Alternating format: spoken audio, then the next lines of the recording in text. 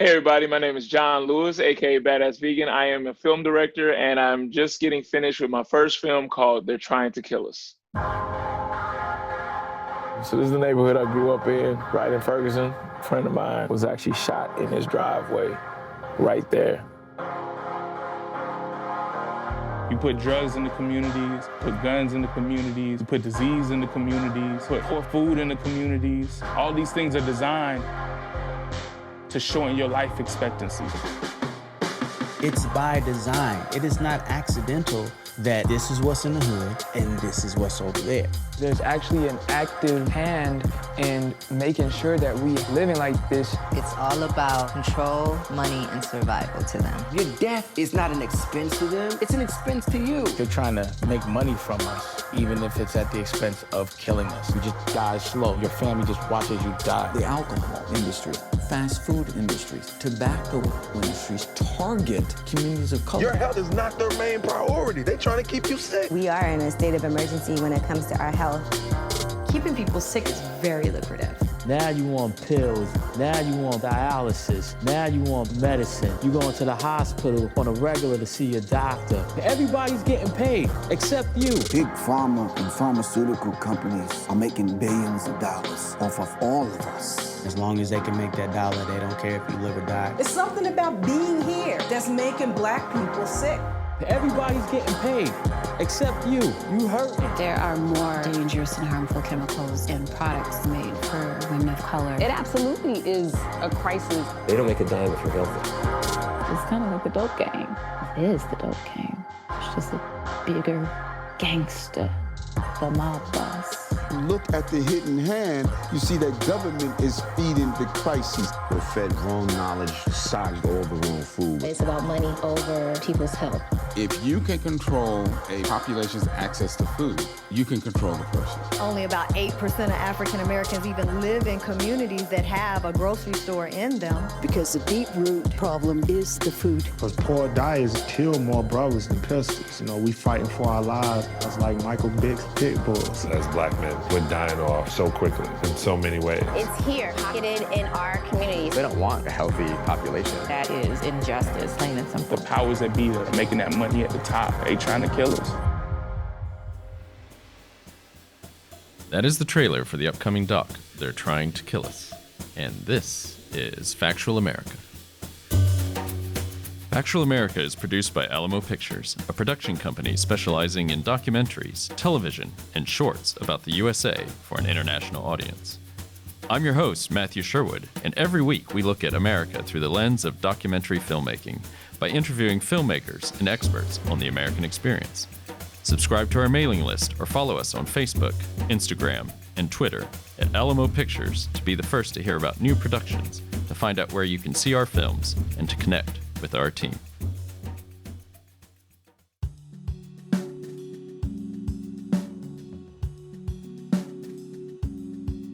In our final episode of Season 1, we're joined by John Lewis, aka Badass Vegan. John's upcoming doc, They're Trying to Kill Us, touches on so many of the issues that we've looked at this year on the podcast. Factory farming, race, and Big Pharma, just to name a few, but through the unique lens of hip-hop.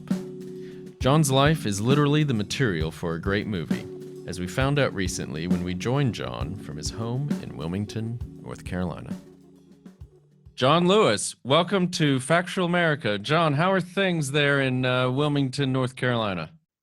Doing pretty well, doing pretty good. Just relaxing. I've been pretty much in my own little zone between working on the film, working on the book, working out, and just being a family man. So it's been good because I travel probably 100,000 miles a year, and this is the one time I don't even think I've reached 5,000 at that. So it's been good to be here and just focus on things and get things in order. And imagine your family's quite happy. Yeah. My wife, maybe not so much. My kids, yeah. Yes, I know. I hear you. I know where you're coming from.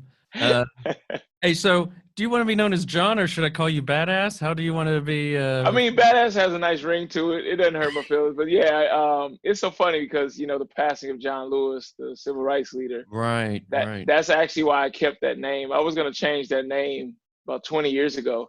And a good friend of mine who was an elder, he was like, you know what, you should really look into that name before you change it.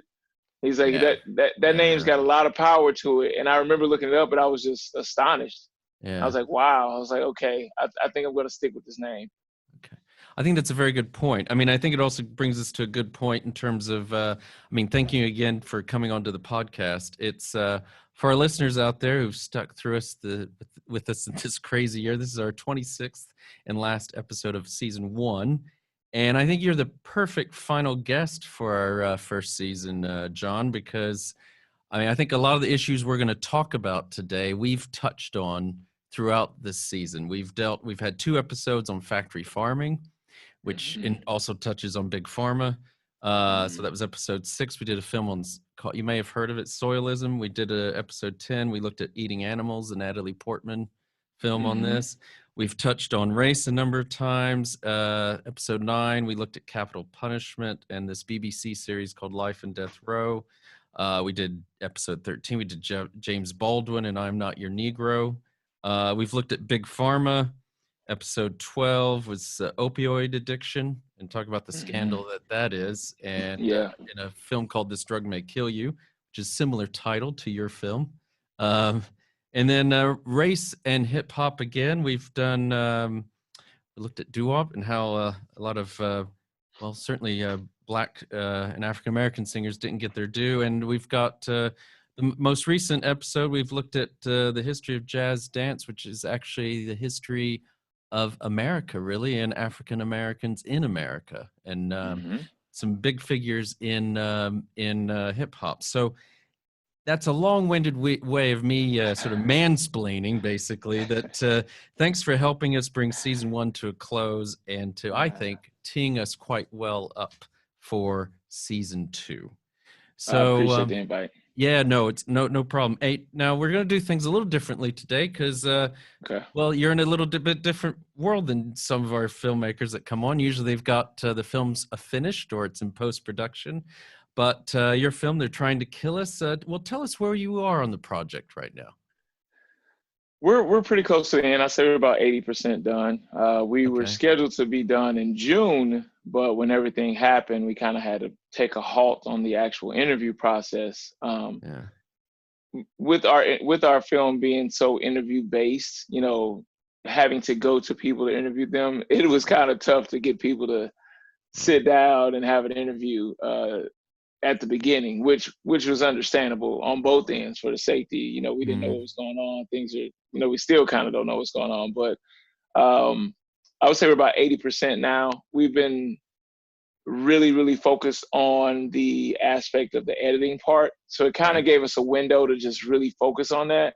We put together a solid 80% of the film, which right now is just going to be about kind of like dropping in the interviews where we see fit. So it's like we have a template ready and we can kind of say, hey, we're missing this. Let's go talk to this person, to this person, and then fit it in. Okay.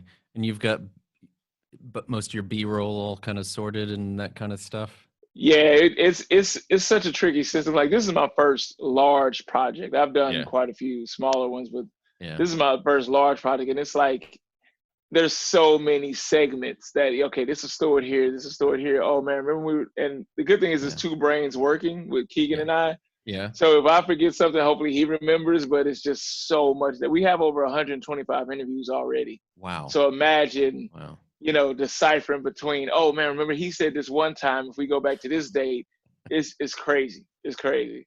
You have to have a mind like an encyclopedia. I mean, tell us a little bit about a little more about the project. I mean, who's so you mentioned your co-director. It's is it Keegan Kuhn, right? Yes, Keegan Kuhn. He's if anybody's seen Cowspiracy or What the Health, or he also made another documentary called Running for Good. He co-directed and wrote that as well and produced those films. So he's legit in the game of documentaries. He knows what he's doing. And while I know a little bit about filmmaking, I'm learning on the fly, and he's been teaching me a lot as we go along. And it was just an epic scene I had in my head as far as the film went. And he was like, you know what, I like that. Let's go with it. Because he approached me about actually doing something together. Was that right? I was going to ask you how you got together. Yeah, we've known each other for years, and we were at some vegan festival. I won't even name the name of it because I don't want to make them feel bad, but it was like nobody there. I own a protein shake company, and he had a table for his Cowspiracy movie at the time. What the Health wasn't even out yet. And he came over to my booth. He's like, hey, man, I was wondering, can you come to my booth? I want to talk to you about something. And I looked around. I was like, Keegan, nobody's here. I can leave the booth. It's fine. Like, so we go over there. He's like, man, I want to work with you on a project. I just don't know where to do it. And I said, well, you know what? I said, whatever we do, I want to focus on people of color. You know, like I want to help them out to see this.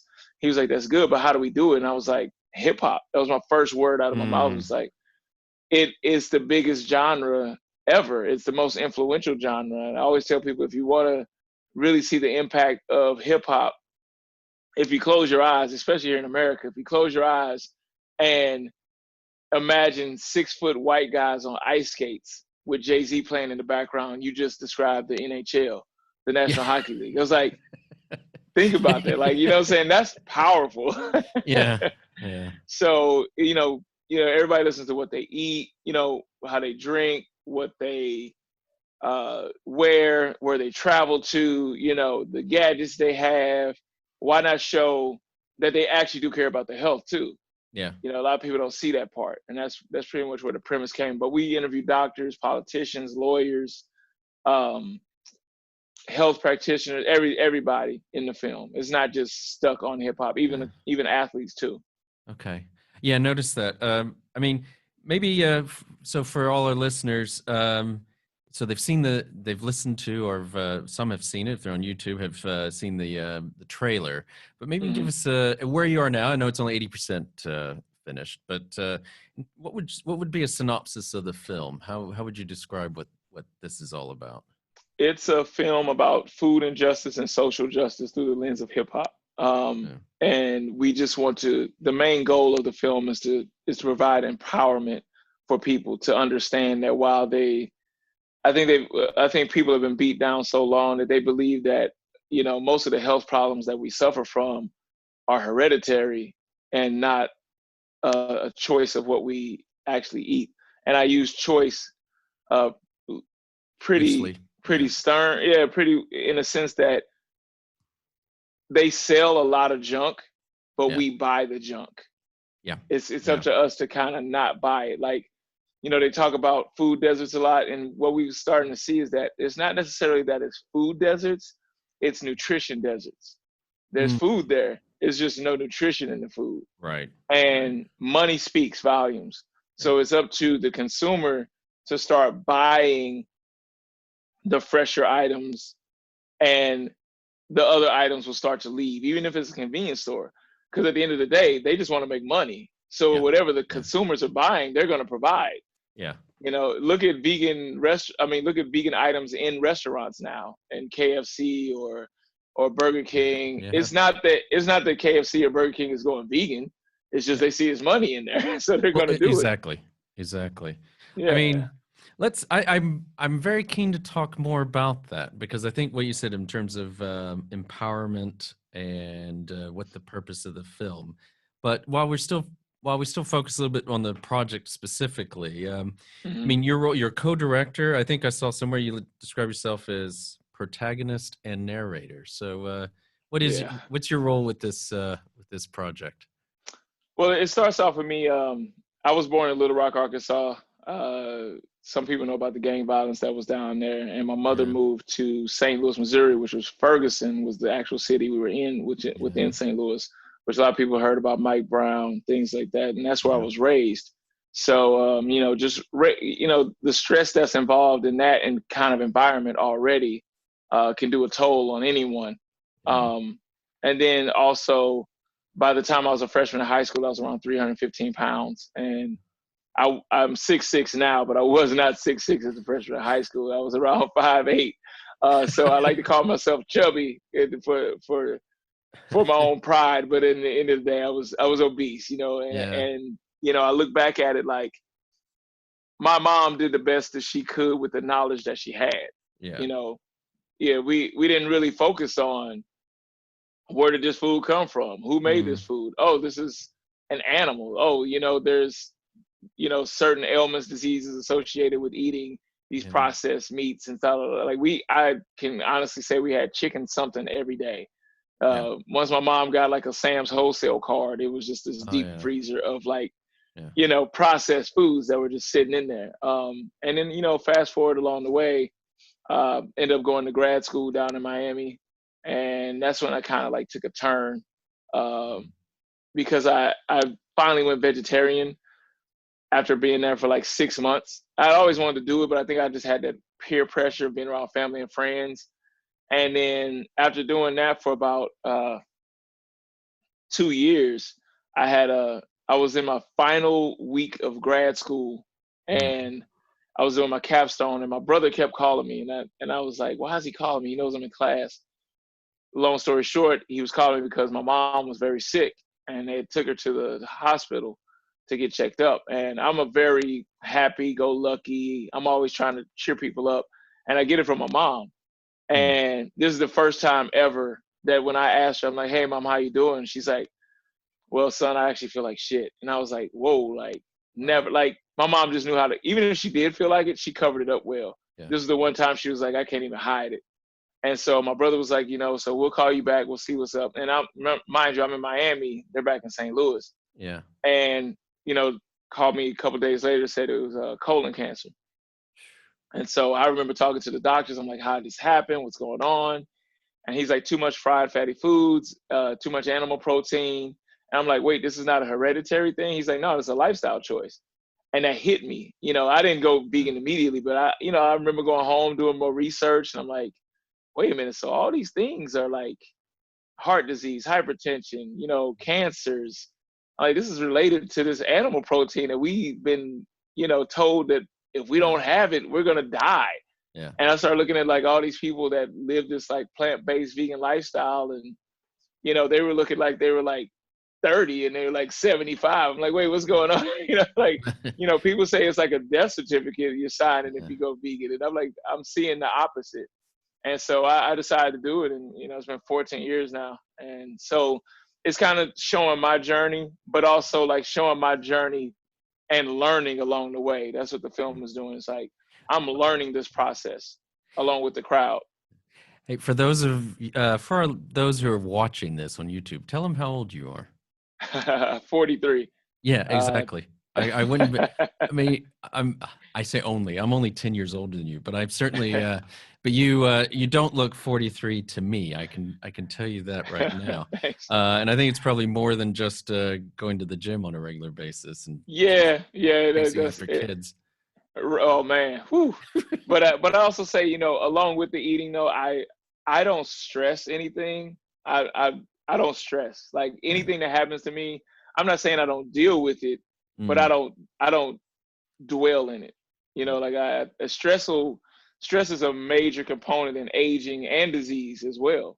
It has a lot to do with that. And for some reason, I lost the ability to stress, which I'm glad I did, but I just don't know how to stress anymore. Well, you can. I mean, I've looked at your. So I should give a shout out. We'll have it in the show notes. Looked at your website. It's badassvegan.com, I believe. And there's some great information on there. I think what I found very interesting is your this very holistic approach to health. I think you bring to this. I think it's not just. I think for maybe too long we've all just been focused on one element of health in a lot of ways. I don't know if you agree. No, I do. Oh, definitely. Everybody's like, well, if you do this one thing, your whole life will work. I was like, no, it's a constant practice. I tell people all the time, they're like, well, how do you stay so happy? I'm like, okay, if you're trying to learn a language, you got to practice it every day. If you're trying to learn math, you got to practice every day. If you want to be an engineer, you got to study every day. It's just like happiness and health falls right in that same line. Like, you have to do it every day. Like, even when something does come at you, the more you practice it, the more you understand that, okay, I can control my reaction to it. I can control what I eat. Sometimes binge eating is an emotional thing where it's like, I'm so upset at this situation. Well, if I kind of handle that in a sense where I understand myself and I understand my triggers, and I know how to make myself happy in the long run, not a short term, then I can do better. And that's what it comes down to, the holistic approach, like mental, physical, spiritual, like there's a lot of things that go down to that. And I'm not saying you have to be religious, but you have to tap into something else sometimes. Yeah. I mean, I think this gets down to so many things that are just sort of broadly, we'd broadly describe as a society, if you will. I mean, I think it seems like we've gotten to a point in humanity where we just want easy answers to everything. We just want to be able to snap our finger and everything be okay. And we've stopped learning or forgotten how to cope. Also with eating, I mean, how our culture and society has evolved. I've raised this in a previous podcast as well, because I just remember, because I'm sure we'll talk more about veganism, but I just remember my father, who's God bless him, is 90, and I still have him with me. But he always, when we were growing up, when they were growing up, they just had they had one chicken on a Sunday, and then that was it. And it was rice and beans for the rest of the week, basically, and vegetables. It wasn't. So we've also come to this point where we've been told that we've got to eat all this protein. And that's part of, and that's led to, and then that's conjunction with the factory farming and pushing all this stuff at us. I mean, I know what you mean by the Sam's wholesale. I mean, the bags of processed chickens in the freezer, and we see it over here as well. I mean, the poorer areas, what are the supermarket, the outlets that they have access to often are places that specialize in frozen and processed foods. It's across the board from what I've kind of learned with a lot of countries. It's a system that has been put in place for years, centuries. I don't even want to say years and cut it short, centuries. And that's where I say about empowerment is that because it's been in place for centuries, we can't expect them to change it overnight, because most of the people that are involved in that system don't even believe they did anything wrong in the first place. So in order to get them to even see that something's wrong, then you got to implement a change. So it's kind of like why you want them at the top to come down and meet us and help us. We also have to start down here and take care of ourselves and progress. You know what I'm saying? I don't think we can wait on the governments and the higher ups and the rich and the whoever to make a change. I think we have to make a change for ourselves. So obviously you promote veganism, and I would say you're the cool poster child for veganism, but and you've shown that you and others have shown you can be athletic, that you don't miss out on proteins and things like that. Is it your desire that everyone go vegan? Of course, but I'm realistic as well. Like, I would love to see the world go vegan. Am I realistic? Yes, I'm also realistic. I understand. I grew up in the South. I was also a butcher at one point in my life. Interesting. Yeah, exactly. The vegan that used to be a butcher. And that's why I'm not so, I don't like to be a hypocrite. Like I don't talk trash about people that aren't vegan. I can tell them, the ins and outs of what I see wrong, but I don't bash anybody. Because I understand I don't want to be a hypocrite. My family in Arkansas and Tennessee owns the #1 barbecue restaurant all throughout Arkansas and Tennessee. Wow. Called Sim's Barbecue. Okay. So when people hear that, I remember I did a speech in Little Rock in Arkansas, and I was very appreciative of the crowd that came out, and a lot of people in the crowd were not vegan yet. Yeah. And that's why I try to tell people, like, it doesn't matter what your background is, doesn't matter where you come from. This is your change. You can do it when you want to. And when I told them about Sim's Barbecue being my family's restaurant, they were like, "Oh wow, if you can break away from that, then you." Like, if you can break away from that, then anybody can do it. I can tell you right now, you're a much stronger man than I am. There's no way I would be able to. I mean, so and what maybe let's even take a step back. Why do you would love everyone to go vegan? Maybe you can give us, so for our listeners, what's the point? For me, what I've seen is just there's so many aspects that veganism would help. For instance, a lot of people think that I get the weirdest comments and emails and even questions in seminars, and people literally are like, well, if we don't eat the animals, they'll take over. It's like, no, that's not how it works at all. First of all, if you think about how cows even become pregnant, if we just stop at the cow, there's artificial insemination. There's no cow orgy happening out in the fields. It's not. Right. That's not what's happening. They're not. First reference to a cow orgy on this podcast. Yeah, first reference. But and then also, like, most animals have a season to where they mate. They're not. We're overpopulating them because we're making them have calves. And so when you look at that aspect of it, the natural selection would come back into play where it would come down. You look at that part about it. You look at the pandemics part about it, about eating animals, and just look at what's going on now. Where did that originate from? Regardless of if people think it was, introduced by man, this and that, it came from this certain origin of animal agriculture at the same time. You look at that aspect. You look at the ecosystem. You look at the greenhouse effect and stuff like that. It's like, yes, people are like, well, if you stop driving cars and planes and this, I'm like, okay, you could do that, or you can stop killing animals. Like, it's really not that hard. And then you start seeing that people do survive and also thrive with eating plants. The plants that we use to feed all the animals in the world could feed all the homeless, hungry, starving people in the world if we stop feeding it to all the animals that we keep breeding just to slaughter in a fraction of their actual lifespan. I mean, I think, and I'm going to make a shameless plug again. I mean, in episode 6, we had this, we interviewed the directors of this film called Soilism, which looked at this. We had 2 films that looked at this in a slightly different way. One was looking at the whole global soya business. Now, I know soya, and it's not about soya being bad or anything. It's just that how much land is cleared every year to grow soya to feed to the animals. Exactly. And people think that soy is like, all this soy is grown for human consumption. It's like, no, like most of it. These animals, it's like, I want to say 75%, if I remember correctly, is grown for animal consumption. Well, I'm sorry I was just going to say that 75% were kind of, I mean, I don't have the numbers in front of me from those episodes, but they're of that sort of ilk. They're even 75% of the drugs, I think, that are made are for the vaccination of the animals. I mean, I think the number of livestock has gone up. The numbers are just astronomical in terms of how many livestock we had in 1950 versus now, and then what we're expecting in 50 years' time. If this continues.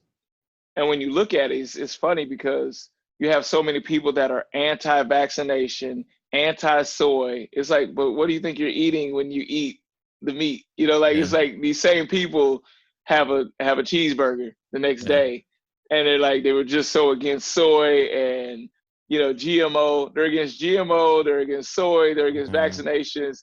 They're against antibiotics. All this stuff. And what do you think happens when you go to these restaurants? It's very interesting to see. So you're saying you're at the same time you're realistic. So, I mean, being a realistic man, so let's assume that not everyone's going to go vegan. What are you hoping to achieve with, one of the things you're hoping to achieve? I know you're hoping to achieve a lot of different things, I think. Right. But I would say the main thing is that people wake up and see, hey, all right, at the end of the day, if you still want to do that, I wish you wouldn't.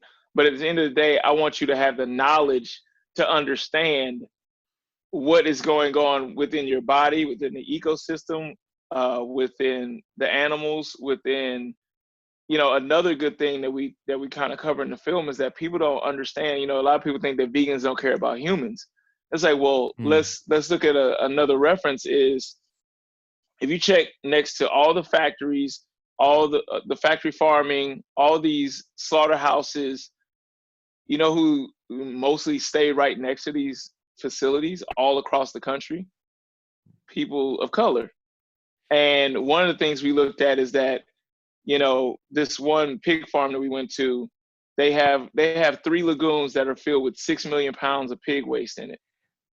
Exactly. Nobody's buying pig waste. Yeah. They spray this pig waste in the air to what they call spray fields, and all it takes is a gust of wind and it goes up. So you got houses up to a 5-mile radius around these factories and farms where they've actually done tests on the walls and the microwaves and the stoves and the bedrooms, and they take samples off the wall and all unanimously have feces living literally on their walls and on their stoves.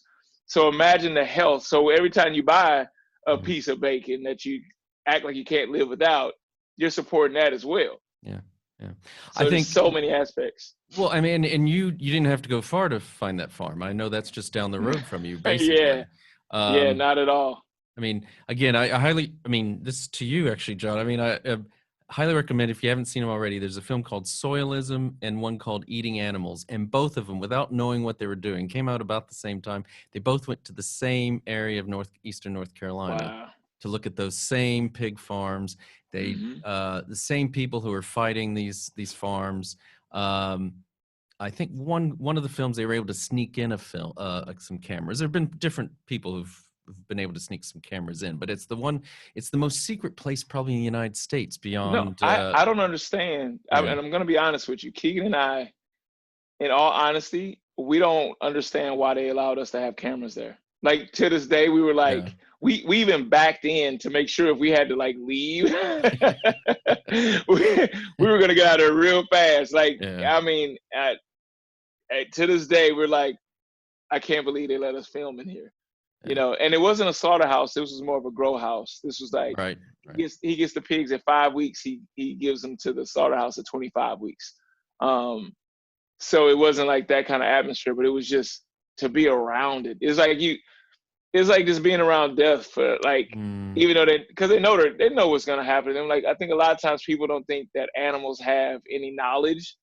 And it's like, no, they communicate to each other. They talk to each other. They love each other. They fight each other. They hate each other.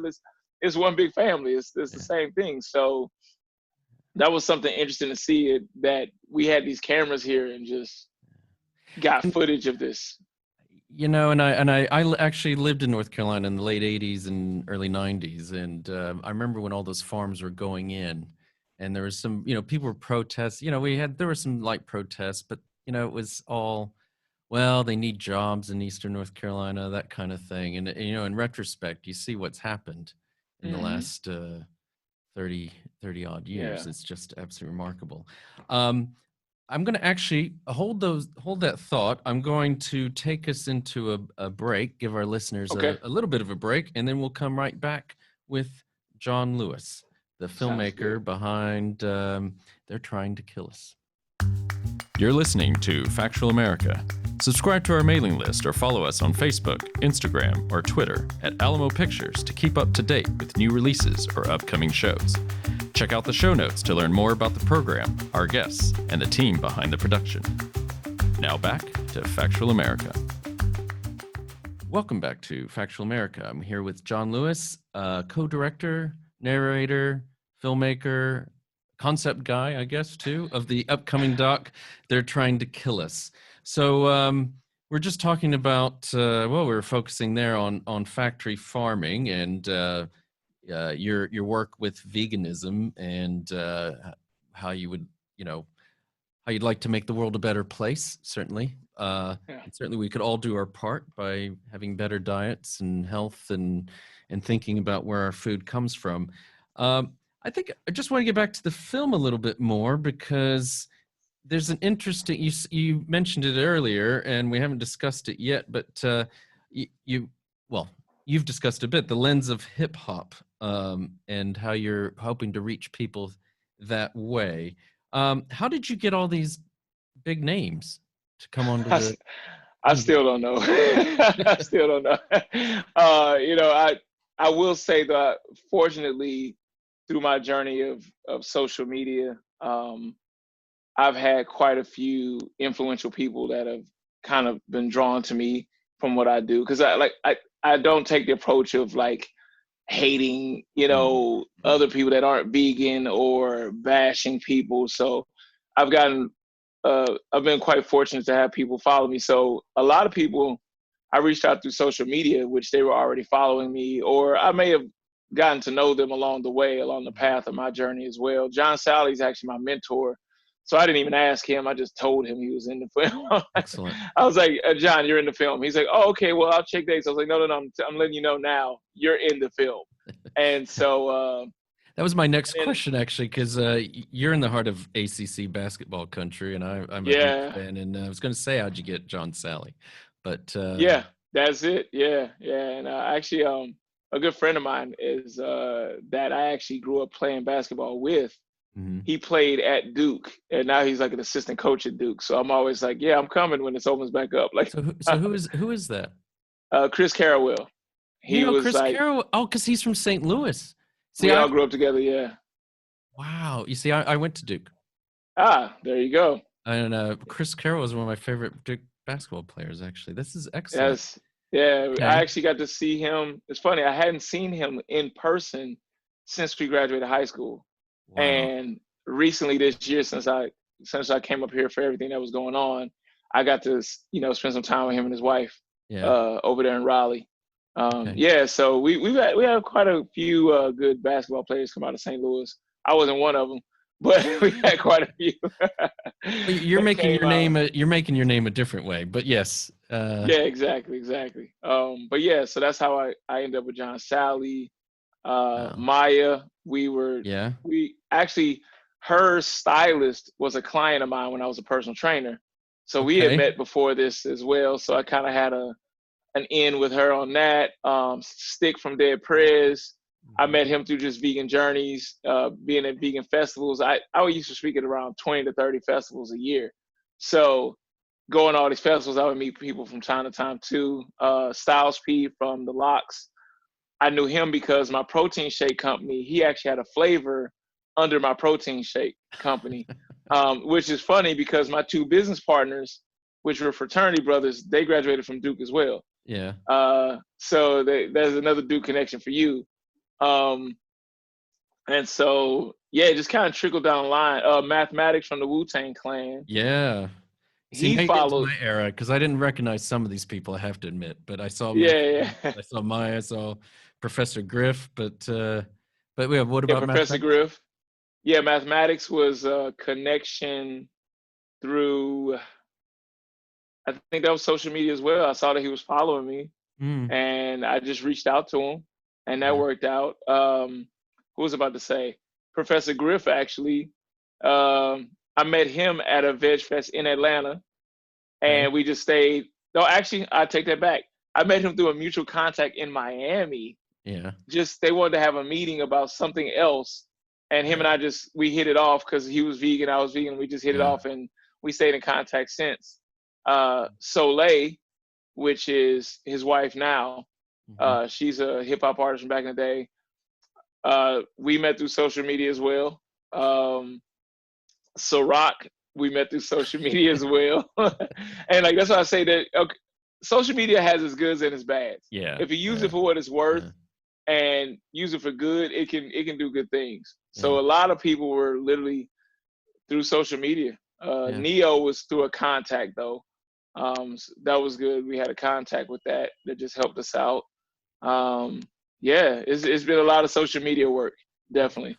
I think yes, and I mean a lot of people talk about a golden age of documentary filmmaking, and I think I agree with you. We've even done an episode on the ills of social media, but I think what it's also done is it's just made filmmaking and other things so much more accessible. And it's almost democratizing things, people who would previously not had access to this, it's amazing from that standpoint. I mean, you mentioned Neo. I mean, I just had a question for you because I did the trailer. People have seen it as intro to this show. So because I want to also kind of turn to this discussion that is had or comes out of the trailer at least. He says what's going on is not by accident, is by design. Could you maybe go more into that in terms of what he's getting at with that? Yeah, it's what people don't fail to realize is that, okay, let's just take, for instance, the food inequality. You know, again, and I just had another interview that I did earlier today, and it's interesting. I said the same thing. It's like when people hear about, oh, it's a racist act, it's a racist this, and it's like, oh, well, white people suffer from this too. It's like, yes, but white people that are not part of the 1% that we talk about, they're just collateral damage at this point. If you're not part of the 1% doesn't care what race, what gender, what your sexual preference is. They don't care about you if you're not a part of that 1%. So you got to understand that when this whole system was put into place, they controlled all the food that a slave ever ate. And when I say slaves, I don't just mean African slaves, I mean indigenous slaves as well. You know, they put them all in the same camp. You know, so, you know, when you look at that, this system was never dismantled. It just got a little weaker. You know, we have the money to buy food now that we didn't have back in the day. But once you've been put into a system where soul food was made into your actual staple, which soul food was nothing but the waste and scraps that the owners didn't want to eat. And so what happened was people of color Black people specifically, made this food into a delicacy for themselves because they had no other choice. It's like, if I'm not going to eat anything else, I might as well make this the best thing I can do. The problem is now, the problem with conditioning, which is another word for brainwashing, is that the best conditioning and brainwashing that ever has been done is when the person who's been brainwashed doesn't know what happened. Yeah. And so that's what we're dealing with now. So you're dealing with people that live under a system that didn't have their benefit to begin with. You still had all men created equal while they had slaves. You know, that's a part of history. You know, like you can't say all men are created equal and then you got slaves in the background while you're doing that. And that system has been going on, and it still has to be dismantled. So when they say that system, and that's just a quick rundown of it without giving away the movie, you know, without giving away the movie. We don't want to spoil it for you. We want people to see this film. So but there is a system in place, you know, that and again, it's not that the people in position now started this system, but they're not breaking their backs to dismantle it either. Well, I mean, so I mean, I probably because of my background, because of my race, my gender, and everything, I probably see things a little differently. But it also certainly now it comes down it's basically pure greed, isn't it? I mean, people are just, they've got their lifestyles, is the upper 1% or whoever they are. I mean, it's not in their interest to change things, certainly. No. And so, I mean, what you described about soul food, I mean, maybe I give something away. Maybe I'm a little bit more Marxian in my views of things sometimes, but I definitely see it as a sort of class, poverty, rich sort of dynamic. But I think it's all the same, basically. It really, you know, you've got lots of poor cultures who've done the same thing. They've taken the worst cuts of meat and made delicacies out of it, and that kind of thing. And I think, but what you do have, I mean, in one of the films I've alluded to already, they have someone who comes on and says, "Look, no one went about designing." So, and I'm not debunking what Neo said, but no one necessarily, in terms of like factory farming, decided this is going to be the best way forward and we're going to do it, and this is our strategy. But it happened, and because it was to the benefit of certain individuals, and that's where we are, and we're all like, you know, don't have choice when it comes to, if we're going to buy meat, what kind of meat we're able to buy, and our choices in food. But do you, I mean, so what do we, I mean, again, not giving away the film, but in terms of, you know, what are you telling people? What's the best way to overturn this system, if you will? And is this maybe let's broaden this out. I mean, I was going to ask you, we were talking before we started recording, I mean, what the hell is going on in America right now? I mean, is this part of it? Is this part of this big convulsion of history that's happening because of all these sort of historical crows coming home to roost? Yeah, I believe that what's happening right now is that people that kind of ignored a lot of things are now being open to understanding and learning. Yeah. Like they say, like, the white allies, they're the people that always knew something was wrong. They just knew that they could ignore it a little bit. They could say it's wrong, but they could ignore it because they would go over in their corner of the world and they didn't have to deal with it. I think now people are putting the right social pressure on each other. I think there's no wrong pressure when you're telling somebody to do the right thing. Now you could be horrible with it and be irate. That's wrong. But if you're telling somebody, that's wrong over there, you should say something too. That's not wrong. I think that we gotten to the point where people are so sensitive about subjects. Like if you say the word black or the word white, yeah, people automatically go to like race. I could be talking about a newspaper. Yeah. But if they see black, you know what I'm saying? Like I can say black and white and they're like, oh, here we go. It's like, no, exactly. So I think we're getting to a point where people are starting to speak up because, to allude to your first question, the only way that things are going to get better is the silence has to stop. Yeah. And that's what I mean. Like, I'm not saying people have to be pissed, they have to be out there. It's just when you actually see something wrong, if you don't say anything, you're part of the problem. At the end of the day, that will always be the truth. If you see something wrong and you don't say anything, you're part of the problem because you enable that to keep going. Yeah. So a lot of people always say, especially on my posts, they're like, well, the racial divide is an imaginary divide. I was like, well, that's interesting because people are still dying because it's imaginary divide then. Yeah. The people think that being silent or ignoring something will make it go away. I said, there's no way that's the truth on all aspects. If I have a disease, I can't ignore the disease. It's going to just eat me up unless I change something and I take action. If I have bills that are overdue, I can't ignore the bills and just think whatever the bills are for is just going to disappear. Like if I'm in an abusive relationship and I can't just say, well, I'm going to ignore this person in a relationship and everything's just going to get better. There has to be action steps. And many times the action steps has to be the acknowledgement of the problem, first of all. Yeah. And I think right now we're at a space in America where people just they don't want to acknowledge the problem. They just want everybody to forget. It's like, no, we have to acknowledge the problem so we don't go back to that problem again. Yeah. And that's what people fail to realize. But we've basically been forgetting for 50 years because, I mean, a lot of these issues have been just bubbling, sort of under the surface and above the surface now and then. I mean, even silly things like the naming of sports teams and stuff. I mean, when I was a kid, we all knew. It was right in front of our face. Yeah, I mean, we all knew the Washington Redskins was the most ridiculous name ever, but it's taken this long to change that. I mean, universities were. Stanford used to be the Indians. They changed their name like in the late 60s and things like that. So it's not like this is all brand new.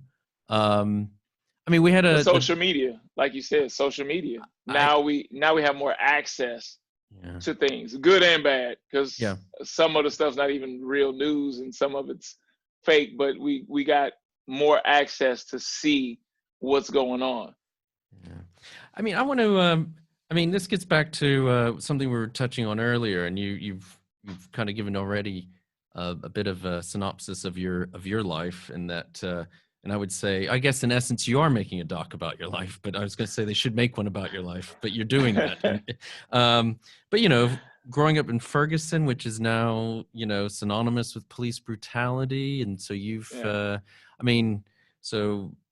you've lived through that, and college athlete, entrepreneur, now influencer, filmmaker. I mean, what's driven you? I mean, going from that boy, from that 315-pound, 13-year-old boy to being who you are now, this young man who's, because I can say that because I'm 10 years older than you. Yeah. but you are, to achieve. There was something driving you all these years. Yeah, I would have to say it's. And my mom is still alive, fortunately. But it would be the spirit that she put in me. Again, like my mom picked cotton as a kid in Little Rock, Arkansas. Now, mind you, she wasn't a slave, but she was only getting paid sense. My brothers and sisters, they were a part of the groups that went to the first integrated school in Arkansas. And I look at it this way, is that if somebody would have never spoke up, if somebody would have never, fought for the right thing, where would my mom still be if that wouldn't have happened? Or where would my brothers and sisters be? Or, where would I be even, Yeah. if that wouldn't have happened? And I see so many people, while it's not, necessarily the same aspect of what my family went through, there are people still suffering for no reason. If there's a reason and there's a cause, I understand that suffering is a part of life, but we're just basically using people to get certain things done. One of the things that I always talk about, and I think I mentioned earlier, is, with the pharmaceutical industry being a $1.3 trillion industry, if just 10% of the people that were hooked on some of these drugs got healthy, the whole platform would just collapse. They would go bankrupt. They don't want healthy America. They don't want a healthy society. They don't want that, because there's money involved. Yeah. They could easily help somebody to break their habits instead of prescribing a pill. And I'm not saying all medication is bad, because let's be honest, there is medication that is needed. Yeah. But we have medications that help people deal with symptoms of things that, if they just stop doing the actual thing, well, I mean, that's a whole. John, that's a whole nother podcast to talk about the U.S. medical health system and pharmaceutical company. I mean, it's the most. I mean, I think it's another one of those 75% numbers. Actually, I think 75% of the profits in the pharma industry are made in the U.S. Something like that. It's just absolutely. Crazy. It is crazy. It's crazy. Well, I mean, it's hard to believe. I think we're coming close to the end of our time together. And it's been fantastic having you on. I feel like there's so much left untouched and we haven't really discussed, but we're definitely looking forward to this film. You're going to have to let us know when it comes out. And if we haven't scared you off, we'd love to have you back on to discuss it when it's ready to go. Maybe I'll be in London. I'll just be there in person. Well, yeah, maybe, we'll keep our 6 feet distance, but yes, we'd love to have you. I mean, before we sign off, I mean, what if, to all our listeners, we've got a varied demographic of people who listen to this. It's international. Most of it's in North America, but it is an international audience. What bit of advice do you want to give to everyone out there, given this opportunity I'm giving you? I would say, as far as advice is like, and look within and fill yourself with love. I think that's one of our biggest problems right now, is that we have so many people full of hate, but they wonder why they can't receive love. It's like, you can't receive love unless you actually are loving yourself. Like, people have to love themselves first. And I think it's hard to hate people if you love yourself. It's almost impossible to hate someone if you love yourself. And I think the more that people have self-love, it'll trickle over to loving someone else, and it's like a domino effect or the butterfly effect, depending on how people look at it. So I want to empower people to love themselves, and with loving yourself, that also looks into what you're feeding your body, what you're involving yourselves in, the situations, the relationships. If you know something's bad for you, and you get anxiety, or you get upset, stop involving yourself in that. That's self-love as well. So I just want people to love themselves, and the more people that love themselves, the more people will start to love other people. Some of us old dogs learn lessons late in life, and I would have to agree with you that I think certainly love, I'm increasingly realize, is going to be the answer to all these issues. And I'm not trying to sound like some hippie or something. In case right, of course. In case my dad's listening, I don't want him to think I'm soft. But and loving yourself, to go along with what you're saying, loving yourself doesn't mean you don't fight for what's right. Loving yourself is not a weakness. Yeah, I want people to think that. Yeah, no, I think maybe that's the best way to end this in this discussion. I think I want to thank you, John Lewis, the filmmaker behind They're Trying to Kill Us. Where can people follow you? I think they can Google Badass Vegan. What are other ways? What's the best way of following you? We'll put the links in the show notes. Instagram, Twitter, Facebook, Snapchat, even though I barely follow it. Yeah. I'm even on Pinterest. You can find me pretty much anywhere. Hey, if you're on Pinterest, then that's the first place my wife's going to be able to find you. I think well, that's great, and it's all those different channels are badass vegan. Yeah, I just kept it across the board, make it easy. It's brilliant. It's a brilliant piece of well, I don't want to call it marketing, but branding, if you will. Hey, so thanks again so much for being on the podcast, and we look forward to having you on in a future season. Thank you so much again for the invite. As I noted previously, this is the final episode of Season 1, and with that in mind, I would like to take this opportunity to thank a lot of people that have made this first season so successful. First of all, a big thank you to all of our guests. Like John Lewis, who's been on now, they've all been an incredible bunch of people, so patient and cooperative as I stammer through my various questions and monologues. And if this season's any indication, then I think this is a golden age of this golden age of documentary has many more years to run. This podcast wouldn't be possible without the many hours of hard work behind the scenes. I'm sure I'm going to leave out a few names, but I just want to specifically thank our producer, Emmett Glenn, who ensures that we continue to win plaudits for the quality of our production, and who has really shaped this podcast and the format that I think is now a winning one. A shout out to our podcast manager, Nevena Paunovic. She makes sure the trains run on time and everything goes extremely smoothly, even when I take long vacations. And yet she's such a lovely person to work with. So many thanks for your patience, Nevena. Malcolm Mann handles the social media side of things for Alamo Pictures, and as such does most of the heavy lifting when it comes to promoting the podcast. He's as much an expert as me, if not more so, on every episode, and that comes out in his witty tweets and posts. He also manages the official Twitter account for Alexander the Great, so do check that out. Manny Rose Ponitz has taken over the social media duties for the Factual America channels from yours truly, and thank God for that. The quality is much better, and it's no coincidence that the number of followers, likes, retweets, and reposts have increased exponentially. Laubrie Fernandez does all the video clips and has greatly improved our followers' experience in terms of social media.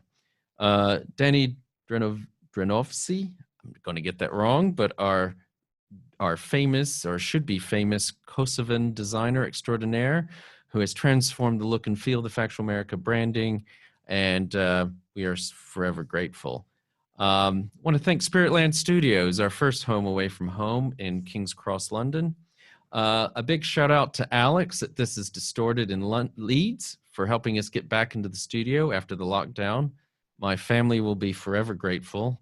And speaking of which, thank you to them for their patience. They've had to endure 2 lockdowns, one of which was inside their home while I recorded episodes from our kitchen.